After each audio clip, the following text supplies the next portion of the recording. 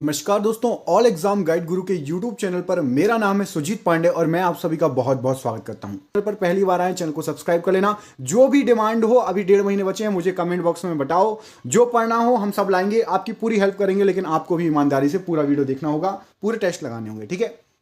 चलिए तो स्टार्ट करते हैं। 100 क्वेश्चन। पहला क्वेश्चन है, जल में घुलनशील विटामिन कौन सा है?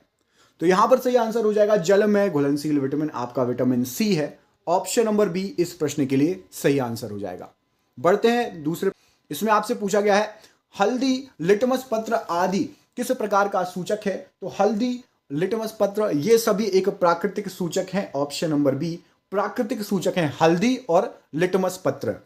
अगला क्वेश्चन देखिए, ये आपकी स्क्रीन पर। इसमें पूछा गया है, गोबर छत्ता किसके अंतर्गत आता है? तो गोबर छत्ता जो है एक मृत जीवी के अंतर्गत आता है। ऑप्शन नंबर सी मृत जीवी के अंतर्गत आता है गोबर छत्ता, याद रखिएगा। अगला क्वेश्चन देखिए, ये रहा आपकी स्क्रीन पर। इसमें पूछा गया है आपसे, रोगियों के नाक, कान, गले आदि की जांच के लिए डॉक्टर कौन सा लेंस प्रयोग करते हैं? तो रोगियों की नाक, कान, गले आदि की जांच के लिए डॉक्टर अवतल लेंस का अवतल दर्पण का प्रयोग करते हैं। ऑप्शन नंबर सी अवतल दर्पण यहां पर इस प्रश्न के लिए सही आंसर हो जाएगा, अवतल दर्पण। अगला क्वेश्चन देखिए, अपच का उपचार करने के लिए निम्नलिखित में से कौन सी औषधि कारगर होती है? तो अपच का उपचार करने के लिए एंटासिड का यूज किया जाता है। एंटासिड ऑप्शन नंबर ए अपच के लिए उपयोगी है और यूज की जाती है। अगला क्वेश्चन देखिए, वायुमंडल में सामान्यतः CO2 पाया जाता है कितने प्रतिशत? तो वायुमंडल में सामान्यतः जो CO2 पाया जाता है वो 0.03% पाया जाता है। ऑप्शन नंबर डी 0.03% सही आंसर हो जाएगा। अगला क्वेश्चन देखिए, इसमें पूछा गया है, निम्नलिखित पदार्थों में से किसके तापमान में वृद्धि के साथ प्रतिरोध कम हो जाता है? तो यहां पर जो ऑप्शंस दिए गए हैं, शुद्ध सिलिकॉन के अंदर तापमान की जैसी वृद्धि होगी और प्रतिरोध कम हो जाएगा। ऑप्शन नंबर ए शुद्ध सिलिकॉन बिल्कुल सही आंसर हो जाएगा। अगला क्वेश्चन देखिए, ये आपकी स्क्रीन पर, निम्न में कौन ऑक्सीकरण नहीं है? तो यहां पर जो ऑप्शंस दिए गए हैं उसमें से अवक्षेपण एक ऑक्सीकरण प्रक्रिया नहीं है, बाकी दहन, भोजन का पचना और श्वसन ये तीनों ऑक्सीकरण प्रक्रिया है, अवक्षेपण ऑक्सीकरण प्रक्रिया नहीं है। ऑप्शन नंबर बी सही आंसर है। अगला क्वेश्चन देखिए, छाया में पनपने वाले पौधों को क्या कहा जाता है? तो जो पौधे छाया में पनपते हैं उनको सियोकाइट्स पौधे कहा जाता है। ऑप्शन नंबर सी सियोकाइट्स पौधे छाया में पनपने वाले पौधे होते हैं। अगला क्वेश्चन देखिए, ये रहा आपकी स्क्रीन पर। इसमें आपसे पूछा गया है, मोटर गाड़ी के चालक के सामने लगा दर्पण कौन सा होता है? तो मोटर गाड़ी या हमारी बाइक के सामने जो शीशा लगा रहता है, ऐसे दोनों तरफ लगे रहते हैं ना दोनों शीशे, वो उत्तल दर्पण होते हैं। उसमें हमें बड़ी चीज भी छोटी दिखाई देती है। ऑप्शन नंबर सी उत्तल दर्पण यहां पर इस प्रश्न के लिए राइट आंसर हो जाएगा। अगला क्वेश्चन देखिए, ये आपकी स्क्रीन पर। दोस्तों, आपको मैं बोल रहा हूं कि ये क्वेश्चन आपके एग्जाम में पूरे पूरे चांसेस हैं आने के, और हमने ऐसे ही 10,000 क्वेश्चन तैयार कर लिए हैं। ये 10,000 क्वेश्चन में से कई क्वेश्चन आपको जीके जीएस के 10,000 क्वेश्चन आंसर हैं। आंसर भी मिलेगा आपको व्हाट्सएप पर, इसकी पीडीएफ मिल जाएगी सबको व्हाट्सएप पर। जिसको भी 10,000 जीके क्वेश्चन आंसर की पीडीएफ चाहिए, ऑब्जेक्टिव टाइप MCQ मिल जाएगी।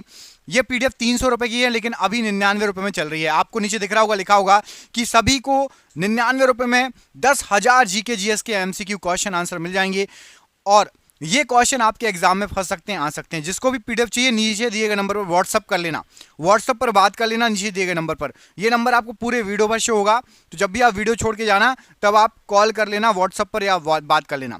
प्राकृतिक गैस का दहन किस प्रकार का रासायनिक अभिक्रिया है? तो प्राकृतिक गैस की जो दहन होता है वो ऊष्माक्षेपी अभिक्रिया होती है। ऑप्शन नंबर सी ऊष्माक्षेपी अभिक्रिया यहां पर इस प्रश्न के लिए सही आंसर हो जाएगा। बढ़ते हैं अगले प्रश्न की तरफ। मनुष्य में मुख्य श्वसन अंग क्या है? तो मनुष्य में जो मुख्य श्वसन अंग होते हैं सांस लेने के लिए, फेफड़े का यूज होता है। ऑप्शन नंबर ए फेफड़ा यहां पर मुख्य श्वसन अंग कहलाता है। अगला क्वेश्चन ये रहा आपकी स्क्रीन पर। इसमें आपसे पूछा गया है, टायर्स को क्यों ट्रीड किया जाता है? तो टायर्स को जो ट्रीड किया जाता है घर्षण बढ़ाने के लिए, कि जब गाड़ी चले जमीन से लग के तो वो जो है चिपकी रहे, घर्षण रहे, फ्रिक्शन रहे, है ना। अगला क्वेश्चन देखिए, स्किड ना करे। टॉर्च से किस प्रकार के प्रकाश पुंज की प्राप्ति होती है? तो टॉर्च से जो है आपका संसृत प्रकाश पुंज, ऑप्शन नंबर बी सही आंसर हो जाएगा। टॉर्च से प्रकाश पुंज प्राप्त होता है। टॉर्च से बिल्कुल सीधी आपने देखी होगी, है ना, रोशनी निकलती है। अगला क्वेश्चन देखिए, ये रहा आपकी स्क्रीन पर। सामान्य नेत्र की रेटिना पर बनने वाला प्रतिबिंब कैसा होता है? तो सामान्य नेत्र की रेटिना पर बनने वाला जो प्रतिबिंब होता है वो वास्तविक और उल्टा होता है। ऑप्शन नंबर सी, वास्तविक और उल्टा राइट आंसर हो जाएगा। प्रश्न अगला ये रहा आपकी स्क्रीन पर, निम्न में से कौन सी बीमारी श्वसन तंत्र से संबंधित है, बताइए। तो निम्न में से जो आपको बीमारियां दी गई हैं, एक तो टीबी भी श्वसन तंत्र से संबंधित है और निमोनिया। ऑप्शन नंबर डी सही आंसर हो जाएगा, मतलब बी और सी दोनों। ऑप्शन नंबर डी यहां पर राइट आंसर हो जाएगा। टीबी और निमोनिया श्वसन तंत्र से संबंधित बीमारियां कहलाती हैं। कॉपर चूर्ण को वायु में गर्म करने पर उसके सतह पर कॉपर ऑक्साइड की परत जम जाती है। इस परत का रंग कैसा होता है? तो इस परत का रंग होता है, जो कॉपर ऑक्साइड होता है वो काले कलर की होती है। ऑप्शन नंबर एक, कॉपर ऑक्साइड काले कलर की। ऑप्शन नंबर ए राइट आंसर है। अगला क्वेश्चन देखिए, नेत्र लेंस में समायोजन की क्रिया होती है। तो नेत्र लेंस में जो समायोजन की क्रिया होती है वो किसके द्वारा होती है? वो होती है सिलियरी पेशियों द्वारा। ऑप्शन नंबर सी, ये जो है नेत्र लेंस में समायोजन की क्रिया में भाग लेती हैं। अगला क्वेश्चन देखिए, मीथेन किसके वायुमंडल में मौजूद है? तो सबसे ज्यादा जो मीथेन है ना वो मंगल के वायुमंडल में मौजूद है। ऑप्शन नंबर मंगल, यहां पर डी सही आंसर हो जाएगा, मौजूद है। अगला क्वेश्चन देखिए, ये आपकी स्क्रीन पर, शाक सब्जियों का विघटित होकर कंपोस्ट बनना किस अभिक्रिया का उदाहरण होता है? तो शाक सब्जियों का विघटित होकर कंपोस्ट बन जाती हैं। यदि आप कोई भी भाजी पत्ती या जो भी आप सब्जी वगैरह रहती हैं उनके डंठल वगैरह फेंक दो, धीरे धीरे कंपोस्ट बन जाती है, वो ऊष्माक्षेपी अभिक्रिया के कारण बन जाती है। ऑप्शन नंबर बी, ऊष्माक्षेपी अभिक्रिया सही आंसर है। अगला क्वेश्चन देखिए, उच्च रक्तचाप की अवस्था को क्या कहा जाता है? तो उच्च रक्तचाप की अवस्था को हाइपरटेंशन कहा जाता है। ऑप्शन नंबर सी, हाइपरटेंशन यहां पर इस प्रश्न के लिए सही आंसर हो जाएगा। अगला क्वेश्चन देखिए, किसी नेत्र का निकट बिंदु क्या है? तो किसी नेत्र का निकट बिंदु जो होता है वो 25 सेंटीमीटर लगभग होता है। ऑप्शन नंबर बी, 25 सेंटीमीटर यहां पर इस प्रश्न के लिए सही आंसर हो जाएगा। क्वेश्चन नंबर अगला देखिए, सोडियम हाइड्रोक्साइड का पीएच मान कितना होता है? तो सोडियम हाइड्रोक्साइड का पीएच मान होता है 14। ऑप्शन नंबर डी 14 यहां पर सही आंसर हो जाएगा। कमेंट करके मुझे बताइए, दूध का पीएच मान कितना होता है? दूध का पीएच मान और शुद्ध जल का पीएच मान दोनों का बताइए। शुद्ध जल और दूध, इन दोनों का पीएच मान मुझे कमेंट बॉक्स में कमेंट करके बताइए। देखते हैं आप लोगों में किस किस को पता है। अगला क्वेश्चन देखिए, पृथक्करण का नियम किसने दिया था? तो पृथक्करण का जो नियम दिया गया वो मेंडल द्वारा दिया गया था। ऑप्शन नंबर सी, मेंडल यहां पर इस प्रश्न के लिए राइट आंसर हो जाएगा। अगला क्वेश्चन देखिए, निकट दृष्टि दोष वाला व्यक्ति के चश्मे में क्या लगा होता है? तो निकट दृष्टि दोष वाले व्यक्ति के चश्मे में अवतल लेंस लगा होता है। ऑप्शन नंबर बी, यहां पर अवतल लेंस इस प्रश्न के लिए राइट आंसर हो जाएगा। अगला क्वेश्चन देखिए, ये रहा आपकी स्क्रीन पर, मैग्नीशियम के रिबन के दहन होने पर किस प्रकृति की लौ उत्पन्न होती है? तो मैग्नीशियम का रिबन यदि दहन करोगे तो श्वेत चमकदार जो है लौ उत्पन्न उत्सर्जित होगी। ऑप्शन नंबर सी यहां पर इस प्रश्न के लिए राइट आंसर हो जाएगा। अगला क्वेश्चन देखिए, जीव विज्ञान शब्द का प्रयोग सर्वप्रथम किसने किया? तो जीव विज्ञान शब्द का जो सबसे पहले प्रयोग किया गया था वो लेमार्क और ट्रेविनस द्वारा किया गया था। ऑप्शन नंबर ए, लेमार्क और ट्रेविनस सही आंसर हो जाएगा इस प्रश्न के लिए। अगले प्रश्न में पूछा गया, दीर्घ दृष्टि दोष वाला व्यक्ति के चश्मे में कौन सा लेंस लगा होता है? तो जिसको दीर्घ दृष्टि दोष हो उसके में उत्तल लेंस लगा रहेगा। ऑप्शन नंबर सी, उत्तल लेंस यहां पर इस प्रश्न के लिए राइट आंसर हो जाएगा। अगला क्वेश्चन देखिए, सिरका में कौन सा अम्ल पाया जाता है? तो सिरका में यहां पर सही आंसर हो जाएगा, एसिटिक अम्ल होता है सिरका में। ऑप्शन नंबर डी, एसिटिक अम्ल इस प्रश्न के लिए राइट आंसर हो जाएगा। अगला क्वेश्चन देखिए, ब्रेन ट्यूमर को हटाने के लिए और कैंसर के इलाज में इस्तेमाल होने वाला आइसोटोप कौन सा होता है? तो ब्रेन ट्यूमर को हटाने के लिए और कैंसर को इलाज में जो है cobalt CO60 cobalt 60, option number D यहां पर सही आंसर हो जाएगा, यूज किया जाता है। अगला क्वेश्चन देखिए, जीव विज्ञान के जनक के नाम से कौन जाना जाता है? तो जीव विज्ञान के जनक के नाम से अरस्तु जाने जाते हैं। ऑप्शन नंबर सी, अरस्तु सही आंसर हो जाएगा। अगला क्वेश्चन देखिए, ये आपकी स्क्रीन पर, तेज प्रकाश में पुतली का आकार कैसे हो जाता है? तो तेज प्रकाश होगा तो पुतली का आकार छोटा हो जाएगा। ऑप्शन नंबर बी, छोटा यहां पर सही आंसर हो जाएगा। अगला क्वेश्चन देखिए, निम्न में कौन विजातीय यौगिक है? तो निम्न में से यहां पर जो ऑप्शंस दिए गए हैं, प्लास्टर ऑफ पेरिस जिसको आप POP बोलते हो, एक विजातीय यौगिक है, प्लास्टर ऑफ पेरिस या POP। अगला क्वेश्चन देखिए, वनस्पति विज्ञान के जनक के नाम से जाने जाते हैं कौन? तो वनस्पति विज्ञान के जनक के नाम से जाने जाते हैं थियोफ्रेट्स। ऑप्शन नंबर ए। अगला क्वेश्चन देखिए, ये आपकी स्क्रीन पर, इसमें पूछा गया है, तेज प्रकाश में पुतली का आकार कैसा हो जाता है? तो तेज प्रकाश में पुतली का आकार छोटा हो जाता है। अभी आपको बताया थोड़ी देर पहले, है ना। क्वेश्चन वही है लेकिन अलग तरीके से पूछा गया है। हीमोग्लोबिन का संरचनात्मक घटक क्या है? तो हीमोग्लोबिन का संरचनात्मक घटक आप सभी को पता है, लोहा, ऑप्शन नंबर सी लोहा यहाँ पर सही आंसर हो जाएगा। नींबू के रस का पीएच मान कितना होता है? तो नींबू के रस का पीएच मान यहां पर सही आंसर देखिए आसपास बताना पड़ेगा आपको, तो आसपास देखिए 7 से कम ही होना चाहिए, तो ऑप्शन नंबर बी यहां पर आसपास है 2.2। ठीक है, ये एग्जाम में जानबूझ के पूछा गया है, इसमें आपको लगेगा कि मैंने तो कुछ और पढ़ा था। अगला क्वेश्चन देखिए, बॉटनी शब्द की उत्पत्ति किस भाषा से हुई है? तो बॉटनी शब्द की उत्पत्ति ग्रीक भाषा से हुई है, ऑप्शन नंबर ए ग्रीक भाषा यहां पर सही आंसर हो जाएगा। अगला क्वेश्चन देखिए, दूरदृष्टि दोष वाली आंखें साफ साफ देख सकती हैं क्या चीज? तो दूरदृष्टि दोष वाली आंखें जो है साफ साफ देख सकती हैं दूर की वस्तुओं को। उल्टा होता है, दूरदृष्टि दोष में आपको पास की वस्तुएं नहीं दिखती और निकट दृष्टि दोष में आपको निकट की वस्तुएं नहीं दिखती। अगला क्वेश्चन, मधुमक्खी के डंक मारने पर किस पदार्थ से उपचार करना लाभकारी होता है? तो बेकिंग सोडा, जैसे यदि मधुमक्खी काटे घर में बेकिंग सोडा है तो उस पर आप लगा लीजिए, ऑप्शन नंबर ए बेकिंग सोडा। नहीं तो कई लोग लोहा चाबी वगैरह घिसने लगते हैं, लोहा घिसने लगते हैं कि स्वेलिंग ना हो। अगला क्वेश्चन देखिए, फाइकोलॉजी में किसका अध्ययन किया जाता है? तो फाइकोलॉजी में शैवालों का अध्ययन किया जाता है, ऑप्शन नंबर बी शैवाल सही आंसर हो जाएगा फाइकोलॉजी के लिए। अगला क्वेश्चन देखिए, मानव नेत्र में जो बिंदु प्रकाश के लिए बिल्कुल सुग्राही नहीं रहता कौन सा होता है?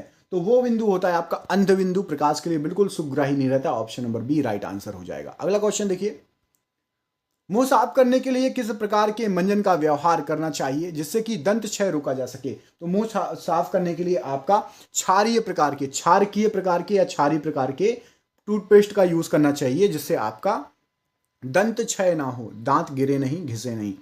खमीर डैश का उदाहरण है? तो खमीर एक कवक का उदाहरण है, ऑप्शन नंबर बी खमीर एक कवक का उदाहरण हो जाएगा। अगला क्वेश्चन देखिए, पर्यावरण का अध्ययन जीव विज्ञान की किस शाखा के अंतर्गत किया जाता है? तो पर्यावरण का अध्ययन जीव विज्ञान की पारिस्थितिकी शाखा के अंतर्गत किया जाता है, ऑप्शन नंबर डी पारिस्थितिकी यहां पर सही आंसर हो जाएगा इस प्रश्न के लिए। अगला क्वेश्चन देखिए, मानव नेत्र में क्या होता है? यहां पर क्या हो जाएगा सही आंसर? तो मानव नेत्र में आपका जो है ऑप्शन नंबर सी उत्तल लेंस होता है, मानव नेत्र उत्तल लेंस की भांति व्यवहार करता है, राइट आंसर हो जाएगा। अगला क्वेश्चन देखिए, ये आपकी स्क्रीन में, निम्नलिखित में से कौन अधातु विद्युत का सुचालक है?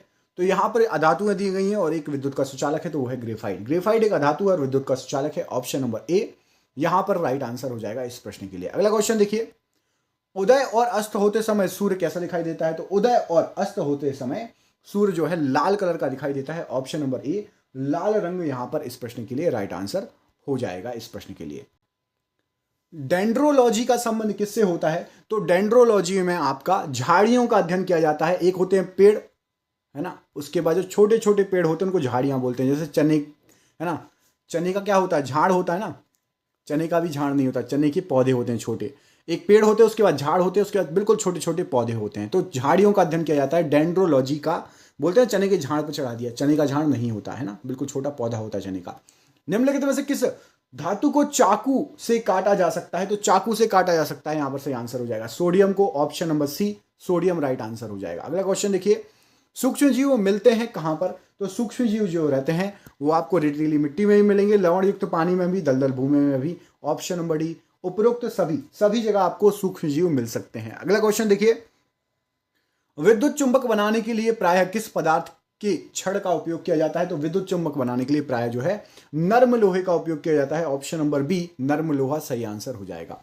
अगले प्रश्न पर बढ़ते हैं, आयने के यौगिक के गलनांक एवं क्वथनांक कैसे होते हैं? तो आयने के यौगिक का गलनांक और क्वथनांक दोनों आपके उच्च होंगे, ऑप्शन नंबर बी, है ना, गलनांक भी उच्च होगा और क्वथनांक भी आपका उच्च होगा, याद रखिएगा। अगला क्वेश्चन देखिए, साइनोकोबाल्मिन क्या होता है? तो साइनोकोबाल्मिन जो है वो विटामिन B12 है, option number D vitamin B12 यहां पर सही आंसर हो जाएगा। अगला प्रश्न देखिए, विषाणु वृद्धि करता है किसमें? तो विषाणु जो है वो आपका जीवित कोशिका में वृद्धि करता है, ऑप्शन नंबर ए जीवित कोशिका यहां पर इस प्रश्न के लिए सही आंसर हो जाएगा। विद्युत चुंबकीय प्रेरण की खोज इनमें से किसने की? तो विद्युत चुंबकीय प्रेरण की जो खोज की थी वो फेराडे ने की थी, ऑप्शन नंबर सी फेराडे यहां पर इस प्रश्न के लिए राइट आंसर है। अगले प्रश्न में पूछा गया साबूदाना किससे बनाया जाता है? तो जो साबूदाना है वो आपका साइकस से बनाया जाता है, ऑप्शन नंबर डी साइकस यहां पर इस प्रश्न के लिए सही आंसर हो जाएगा। अगले प्रश्न पर बढ़ते हैं, फलों का अध्ययन क्या कहलाता है? तो फलों के अध्ययन को कहा जाता है pomology, option number B pomology right answer हो जाएगा फलों के अध्ययन के लिए। अगले प्रश्न में पूछा गया है मानव शरीर में कौन सी संरचना से अपेंडिक्स जुड़ा हुआ है। तो मानव शरीर में जो अपेंडिक्स है वो बड़ी आंत से जुड़ा हुआ है। ऑप्शन नंबर ए अपेंडिक्स बड़ी आंत राइट आंसर हो जाएगा। अगला क्वेश्चन देखिए, खाद्य पदार्थों का पौधे में स्थानांतरण का मुख्य रूप कौन सा होता है। तो खाद्य पदार्थों का जो है सुक्रोज के तहत जो है पौधे में स्थानांतरित होता है। ऑप्शन नंबर सी यहां पर सुक्रोज सही आंसर हो जाएगा इस प्रश्न के लिए। अगला क्वेश्चन देखिए, विद्युत मात्रा की इकाई क्या है। तो विद्युत मात्रा की इकाई आपकी एम्पियर होती है। ठीक है, एम्पियर, करंट की इकाई एम्पियर। ऑप्शन नंबर यहां पर सी सही आंसर हो जाएगा, एम्पियर। मुझे कमेंट करके बताइए ओम किसकी इकाई है। ओम, ओम किसकी इकाई होती है, कमेंट बॉक्स में कमेंट करके बताइए। ठीक है, प्रश्न की तरफ ये रहा आपकी स्क्रीन पर। इसमें आपसे पूछा गया है वास्तविक सूर्यास्त और आभासी सूर्यास्त के बीच लगभग कितने समय का अंतर होता है। तो वास्तविक सूर्यास्त और आभासी सूर्यास्त के बीच लगभग जो आपका अंतर होता है वो होता है 2 मिनट का। ऑप्शन नंबर ए 2 मिनट यहां पर सही आंसर हो जाएगा इस प्रश्न के लिए। बढ़ते हैं प्रश्न नंबर 3 की तरफ। इसमें आपसे क्या पूछा गया है, इसमें आपसे पूछा गया है कि पुष्पों का अध्ययन इनमें से क्या कहलाता है। तो पुष्पों का अध्ययन यहां पर सही आंसर हो जाएगा आपका एंथोलॉजी कहलाता है। ऑप्शन नंबर सी पुष्पों के अध्ययन के लिए राइट आंसर हो जाएगा एंथोलॉजी। क्वेश्चन नंबर 4 की तरफ बढ़ते हैं, ये आपकी स्क्रीन पर। जस्ता के अयस्क कौन है। जस्ता के अयस्क इनमें से कौन है या कौन सा है। तो जस्ता का अयस्क जो है आपका जिंक ब्लेड। ऑप्शन नंबर ए ये जस्ता का अयस्क है। ऑप्शन नंबर ए यहां पर सही आंसर हो जाएगा इस प्रश्न के लिए। बढ़ते हैं अगले प्रश्न की तरफ, प्रश्न नंबर 5 पर। सामान्य मानव नेत्र का दूर बिंदु कितना होता है। तो सामान्य मानव नेत्र का दूर बिंदु अनंत पर होता है। ऑप्शन नंबर बी अनंत पर बिल्कुल सही आंसर हो जाएगा दूर बिंदु के लिए। प्रश्न नंबर 6, पौधे में आवश्यकता से अधिक जल किस प्रक्रिया द्वारा बाहर निकाला जाता है। तो पौधे में आवश्यकता से अधिक जो जल होता है उसको वाष्पोत्सर्जन के माध्यम से बाहर निकाला जाता है। ऑप्शन नंबर बी वाष्पोत्सर्जन यहां पर इस प्रश्न के लिए सही आंसर हो जाएगा। क्वेश्चन नंबर 7 देखिए, ये आपकी स्क्रीन पर। दांत का मसूड़ा किस पदार्थ का बना होता है जो काफी कठोर होता है।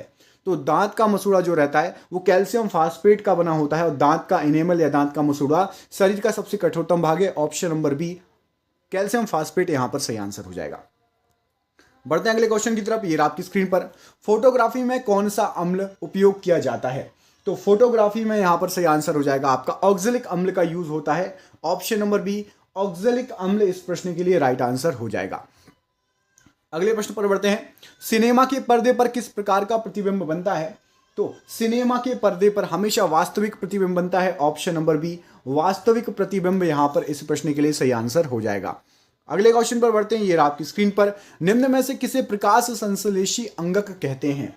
तो प्रकाश संश्लेषी अंगक यहां पर जो ऑप्शंस दिए गए हैं उसमें से सही आंसर हो जाएगा पत्तियों को प्रकाश संश्लेषी अंगक कहते हैं। ऑप्शन नंबर ए राइट आंसर हो जाएगा। अगले प्रश्न पर बढ़ते हैं, इमली में कौन सा अम्ल पाया जाता है। तो इमली में आपका टार्टरिक अम्ल पाया जाता है। ऑप्शन नंबर बी टार्टरिक अम्ल यहां पर इस प्रश्न के लिए राइट आंसर हो जाएगा। अगले क्वेश्चन को देखिए, कौन रंग है जिसका खतरे के सिग्नल के लिए उपयोग होता है। बिल्कुल इजी क्वेश्चन है। तो हमेशा हर जगह लाल रंग का खतरे के लिए उपयोग होता है। ऑप्शन नंबर माफ कीजिएगा डी नहीं, बी नहीं, डी यहां पर सही आंसर हो जाएगा। बढ़ते हैं अगले प्रश्न की तरफ, ये आपका अगला क्वेश्चन। पौधों में गैसों के आदान प्रदान के लिए क्या रहते हैं। तो गैसों के आदान प्रदान के लिए पौधों में रंध्र रहते हैं। ऑप्शन नंबर बी रंध्र यहां पर सही आंसर हो जाएगा इस प्रश्न के लिए। अगले क्वेश्चन में देखिए, उपचयन अपचयन अभिक्रिया को क्या कहा जाता है। तो उपचयन अपचयन अभिक्रिया को रेडॉक्स अभिक्रिया कहा जाता है। ऑप्शन नंबर बी रेडॉक्स अभिक्रिया यहां पर इस प्रश्न के लिए सही आंसर हो जाएगा। बढ़ते हैं अगले क्वेश्चन पर, ये आपकी स्क्रीन पर। इसमें आपसे पूछा गया है निम्नलिखित में से किसकी श्यानता अधिक है। तो निम्नलिखित में से आपका सही आंसर हो जाएगा शहद की श्यानता अधिक होगी। ऑप्शन नंबर सी शहद यहां पर इस प्रश्न के लिए सही आंसर हो जाएगा। अगला क्वेश्चन देखिए, किलोवाट घंटा किसका मात्रक होता है। तो किलोवाट घंटा जो होता है वो आपका ऊर्जा का मात्रक होता है, एनर्जी। ऑप्शन नंबर बी ऊर्जा का मात्रक होता है किलोवाट घंटा। अगला क्वेश्चन देखिए, दानेदार जस्ता पर तनु सल्फ्यूरिक अम्ल डालने पर कौन सी गैस उत्सर्जित होगी। तो दानेदार जस्ते पे यदि आप तनु सल्फ्यूरिक अम्ल डालोगे तो हाइड्रोजन गैस उत्पन्न होगी। ऑप्शन नंबर ए हाइड्रोजन गैस इस प्रश्न के लिए सही आंसर हो जाएगा। बढ़ते हैं अगले क्वेश्चन की तरफ। अगला क्वेश्चन ये रहा आपकी स्क्रीन पर। इसमें आपसे पूछा गया है फेफड़े का आकार कैसा होता है। तो हमारे शरीर का जो फेफड़ा होता है वो शंकु आकार का होता है। ऑप्शन नंबर सी थोड़ा बहुत शंकुआकार टाइप का होता है, फेफड़ा आपने देखा होगा तो शंकुआकार यहां पर इस प्रश्न के लिए राइट आंसर है। अगला क्वेश्चन देखिए, विद्युत बल्ब का फिलामेंट किसका बना होता है? तो विद्युत बल्ब का फिलामेंट आज का सबसे इजी क्वेश्चन है, टंगस्टन का बना होता है। ऑप्शन नंबर सी टंगस्टन यहां पर सही आंसर हो जाएगा। बढ़ते हैं अगले क्वेश्चन की तरफ। इसमें पूछा गया है सूर्य प्रकाश की उपस्थिति में पौधे CO2 और जल से अपना भोजन या ग्लूकोज तैयार करते हैं, यह कौन सी अभिक्रिया कहलाती है? तो इसको बोलते हैं प्रकाश रासायनिक अभिक्रिया। ऑप्शन नंबर सी प्रकाश की उपस्थिति में रासायनिक अभिक्रिया करके भोजन बनाते हैं, इसलिए प्रकाश रासायनिक अभिक्रिया इस प्रश्न के लिए सही आंसर हो जाएगा। बढ़ते हैं अगले क्वेश्चन की तरफ। ये रहा आपकी स्क्रीन पर, इसमें पूछा गया है उच्च नाइट्रोजन सामग्री वाले कौन सा उर्वरक है, बताइए। तो उच्च नाइट्रोजन सामग्री वाला जो उर्वरक है उसका नाम है आपका ammonium nitrate. Option number C ammonium nitrate यहां पर इस प्रश्न के लिए सही आंसर हो जाएगा। बढ़ते हैं अगले प्रश्न की तरफ। ये रहा आपकी स्क्रीन पर, भोजन का पाचन किस प्रकार की अभिक्रिया है? तो जो भोजन का पाचन है वो उपचयन अभिक्रिया है। ऑप्शन नंबर ए उपचयन अभिक्रिया होती है भोजन का पाचन। ऑप्शन नंबर ए सही आंसर है। अगला क्वेश्चन देखिए, प्रतिरोधक का मात्रक क्या होता है? तो रेजिस्टेंस या प्रतिरोधकता का मात्रक जो होता है ओम मीटर होता है। Option number A ohm meter यहां पर इस प्रश्न के लिए राइट आंसर हो जाएगा। बढ़ते हैं अगले क्वेश्चन की तरफ। ये रहा आपकी स्क्रीन पर, जिंक तथा लेड कॉपर की अपेक्षा कैसे हैं?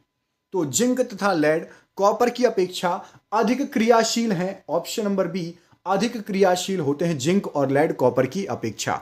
बढ़ते हैं अगले प्रश्न की तरफ। ये रहा आपकी स्क्रीन पर, हार्मोन शब्द का नामकरण किसने किया है? तो हार्मोन शब्द का जो नामकरण किया है वो किया है बेलिस और स्टर्लिंग ने। ऑप्शन नंबर सी बेलिस और स्टर्लिंग ने हार्मोन शब्द का नामकरण किया है। अगला क्वेश्चन देखिए, विद्युत धारा उत्पन्न करने की युक्ति को क्या कहा जाता है? तो विद्युत धारा उत्पन्न करने की जो युक्ति होती है उसको जनित्र से, ऑप्शन नंबर सी जनित्र के द्वारा विद्युत धारा उत्पन्न करते हैं। ऑप्शन नंबर सी सही आंसर हो जाएगा इस प्रश्न के लिए। अगले क्वेश्चन पर बढ़ते हैं, अंगूर का किण्वन करना एक कौन सी क्रिया है? तो अंगूर का किण्वन होता है वो एक रासायनिक परिवर्तन है। ऑप्शन नंबर ए अंगूर का किण्वन एक रासायनिक परिवर्तन कहलाता है। अगले प्रश्न पर बढ़ते हैं। ये आपकी स्क्रीन पर, हमारी हड्डियों और दांत आमतौर पर किस से बने होते हैं? तो हमारी हड्डियां और हमारे दांत जो होते हैं आमतौर पर ट्राई कैल्शियम फास्फेट से बने होते हैं। ऑप्शन नंबर ए ट्राई कैल्शियम फास्फेट इस प्रश्न के लिए राइट आंसर हो जाएगा। बढ़ते हैं अगले क्वेश्चन की तरफ। ये रहा आपकी स्क्रीन पर, इसमें आपसे पूछा गया है, जब एक बार चुंबक को दो बराबर हिस्सों में काटा जाता है तो प्रत्येक टुकड़े की ध्रुव शक्ति कैसी रहेगी? तो यदि चुंबक को आप दो बराबर टुकड़ों में भी काट दोगे तो भी जो उसकी शक्ति रहेगी समान रहेगी। नए चुंबक छोटे छोटे भी रहेंगे तो उसमें नॉर्थ पोल साउथ पोल अपने आप बन जाता है, जितने भी टुकड़े कर दो उतनी बार बन जाएगा। अगला क्वेश्चन देखिए, लिटमस रंजक बैगनी रंग का होता है जो निकाला जाता है किससे? तो लिटमस रंजक बैगनी रंग का होता है जो लाइकेन से निकाला जाता है। ऑप्शन नंबर बी लाइकेन इस प्रश्न के लिए सही आंसर हो जाएगा। बढ़ते हैं अगले क्वेश्चन की तरफ। दर्पण की चौड़ाई को दर्पण का क्या कहा जाता है? तो दर्पण की चौड़ाई को दर्पण का द्वारक कहा जाता है। ऑप्शन नंबर सी द्वारक यहां पर दर्पण की चौड़ाई को कहा जाता है। अगला क्वेश्चन देखिए, शुष्क बुझा हुआ चूना पर क्लोरीन गैस की क्रिया से कौन सा पदार्थ बनता है? तो शुष्क बुझे हुए चूना पर यदि आप क्लोरीन की क्रिया कराएंगे तो विरंजक चूर्ण प्राप्त होगा। ऑप्शन नंबर बी विरंजक चूर्ण यहां पर इस प्रश्न के लिए सही आंसर हो जाएगा। बढ़ते हैं अगले क्वेश्चन की तरफ। ऑक्सीजन क्या है? तो ऑक्सीजन एक एंजाइम है। ऑप्शन नंबर सी ऑक्सीजन एक एंजाइम यहां पर इस प्रश्न के लिए सही आंसर हो जाएगा। ये लीजिए आपका अगला क्वेश्चन, जैव प्रक्रम के अंतर्गत कौन आता है बताइए? तो जैव प्रक्रम के अंतर्गत आपके पोषण, उत्सर्जन, श्वसन ये तीनों आते हैं। तो यहां पर ऑप्शन नंबर डी सही आंसर हो जाएगा। पोषण, उत्सर्जन और श्वसन तीनों उपरोक्त सभी। अगला क्वेश्चन देखिए, सोलर कुकर में प्रयोग किया जाता है कौन सा दर्पण? तो सोलर कुकर में हमेशा अवतल दर्पण का प्रयोग किया जाता है। ऑप्शन नंबर ए अवतल दर्पण यहां पर इस प्रश्न के लिए सही आंसर हो जाएगा।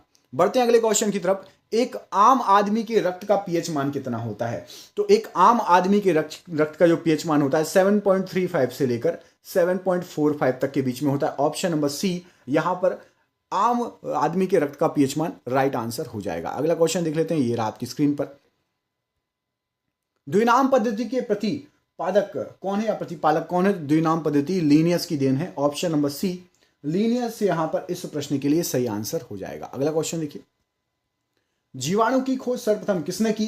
तो जीवाणु की खोज सर्वप्रथम की थी आपके यहां पर सही आंसर हो जाएगा। ऑप्शन नंबर ल्यूवेनहॉक और ये था आपका 99वां क्वेश्चन। और ये रहा आज का आपका आखिरी क्वेश्चन। इसमें आपसे पूछा गया है, जिन पौधों पर बीज बनते हैं किंतु पुष्प नहीं लगते क्या कहलाते हैं? तो जिन पौधों पर बीज बनते हैं किंतु पुष्प नहीं लग पाते उनको अनावृतबीजी पौधे कहा जाता है। ऑप्शन नंबर डी, अनावृतबीजी पौधे सही आंसर हो जाएगा। और ये रहा आपके लिए सरप्राइज क्वेश्चन 101वां। इसका आंसर आप कमेंट बॉक्स में कमेंट करके दीजिए। जीवाणुओं की साधारण आकृति कैसी होती है? कमेंट बॉक्स में इसका आंसर जरूर दीजिएगा। जीवाणुओं की साधारण आकृति कैसी होती है? मैं 2 गलत ऑप्शन मिटा देता हूं, एक कॉमा वाला गलत है और दूसरा आपका सर्पिल। बी और सी में से कोई एक आंसर है, ठीक है। जीवाणुओं की साधारण आकृति कैसी होती है? कमेंट बॉक्स में आंसर दीजिए। रोज साइंस का और जीके का वीडियो देखना है। कल सुबह 6 बजे जीके के वन-लाइनर अपलोड होंगे, उनको देख लेना, स्पेशली ग्रुप डी और एनटीपीसी के लिए। तो मिलते हैं आपसे अगली वीडियो में। प्लीज वीडियो को फैला दो यदि आपको रोज क्वेश्चन पढ़ने हैं ऐसे ही अच्छे। एक शेयर बहुत इंपॉर्टेंट है, एक लाइक अपने दोस्तों को जरूर भेजिएगा। बहुत बहुत धन्यवाद दोस्तों, आपका दिन शुभ हो। बहुत बहुत धन्यवाद।